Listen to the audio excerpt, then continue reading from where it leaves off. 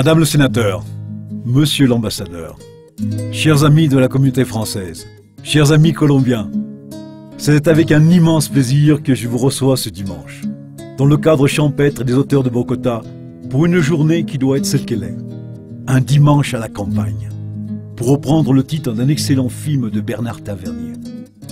C'est-à-dire un dimanche familial, de détente, d'amitié et de convivialité. Néanmoins, ce n'est pas tous les dimanches que nous recevons parmi nous une élue de la République. Madame Christiane Kemmerman, sénateur des Français de l'étranger. Avec la présence de Monsieur l'ambassadeur de France.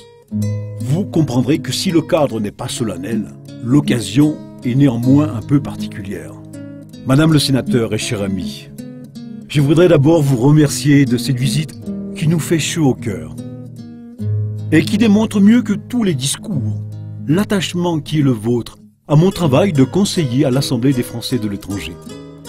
Vous êtes venu depuis la France pour nous rendre visite et comprendre par vous-même, par votre sensibilité, la situation et l'état d'esprit de notre communauté française de Colombie et de Bogota. Au cours de cette journée avec nous, vous allez pouvoir rencontrer nos compatriotes et amis et saisir les aspirations, les inquiétudes, mais aussi les satisfactions. Car il y a des Françaises et des Français heureux en Colombie. Mais si vous me permettez une confidence, mais ne le répétez pas. Nos compatriotes de Colombie sont des gens bien. Je sais que vous venez d'un pays difficile, cher à votre cœur et à celui de tous les Français. Je veux parler du Liban. Mais vous en rendez déjà compte. Les Français de Colombie sont eux aussi habitués aux conditions adverses. Souvent, ils ont fait souche ici et s'inscrivent en profondeur dans le paysage économique, social, culturel, parfois même politique de leur pays d'adoption.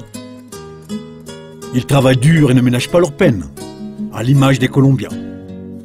Ils sont entreprenants et apprécient à leur juste valeur les bienfaits d'une éducation et d'une culture de qualité. À cet égard, vous avez voyagé, madame, avec 2 médailles du Sénat de la République française pour les remettre à 2 institutions de notre vie franco-colombienne. La première, vous l'avez remise au lycée Louis Pasteur de Bogota, qui a eu l'honneur depuis 75 ans qu'il existe d'accueillir plusieurs milliers d'élèves français et colombiens, qui l'ont quitté au terme d'une scolarité de grande tenue et sont allés partout dans le monde, notamment en Amérique latine, comme des véritables ambassadeurs de la langue et de la culture française. Un tel bilan n'est pas fréquent, et il méritait bien cette distinction. La deuxième institution qui s'apprête à recevoir la distinction du Sénat de la République française est aussi vivante, et elle est même parmi nous. En effet, tous ici, Madame le sénateur, nous sommes particulièrement heureux de voir les mérites innombrables de Michel Fabrique, reconnu et honoré. Voici près de 15 années que Michel se dévoue sans compter à la cause de notre communauté et qu'il y apporte au travers de l'UFE notamment une passion et un véritable professionnalisme qui sont le propre des caractères bien trempés. En honorant aujourd'hui Michel Fabrique, c'est notre association, l'UFE, et tous les Français bénévoles et impliqués dans la vie de leur communauté qui se sentent honorés et distingués. Chers amis, vous n'avez pas fait tout le chemin jusqu'à cette finca pour entendre mes discours. Je vais donc me taire et laisser la parole à notre sénateur. Non sans vous avoir redit à toutes et à tous le plaisir que j'ai à vous recevoir ici dans cette belle nature des Andes, où bat un peu du cœur de la France. Je vous remercie.